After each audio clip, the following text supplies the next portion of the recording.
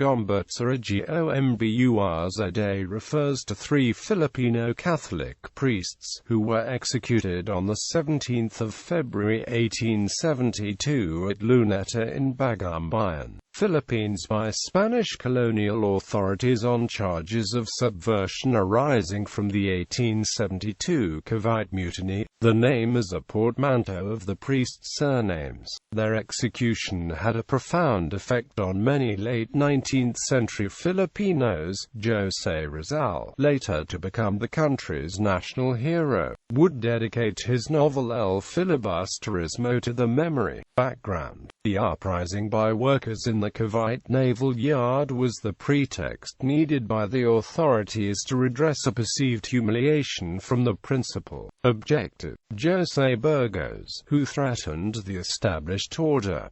During the Spanish colonial period, 4 social class distinctions were observed in the islands: Spaniards who were born in Spain, Peninsulares; Spaniards born in the colonies of Spain, Insulares; Creoles, Spanish mestizos, Chinese mestizos or Indios dwelling within or near the city and the church, and Chinese or Sangli and rural Indios. Burgos was a Creoles, a doctor of philosophy whose prominence extended even to Spain, such that when the new governor and Captain General Carlos María de la Torre arrived from Spain to assume his duties, he invited Burgos to sit beside him in his carriage during the inaugural procession, a place traditionally reserved for the Archbishop and who was a Peninsular Spaniard. The arrival of the liberal de la Torre was opposed by the ruling minority of Fray, regular priests who belonged to an order and their allies in civil government but supported by the secular priests, most of whom were mestizos and Indios assigned to parishes and far-flung communities and believed that the reforms and the equality that they wanted with Peninsular Spaniards were finally coming.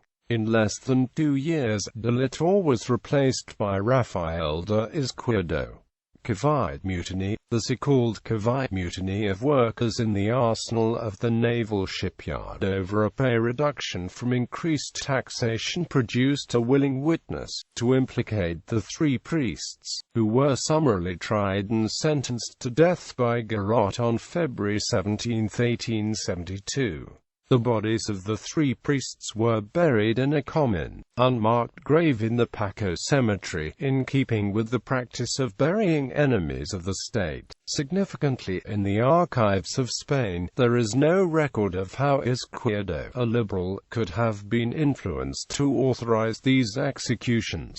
Gregorio Melitón Martínez, the Archbishop of Manila, refused to defrock the priests, as they did not break any canon law. He ordered the bells of every church to be rung in honor of the executed priests. The aftermath of the investigation produced scores of suspects, most of whom were exiled to Guam in the Marianas, except for a few, who managed to escape to other ports like Hong Kong. Most of the suspects died.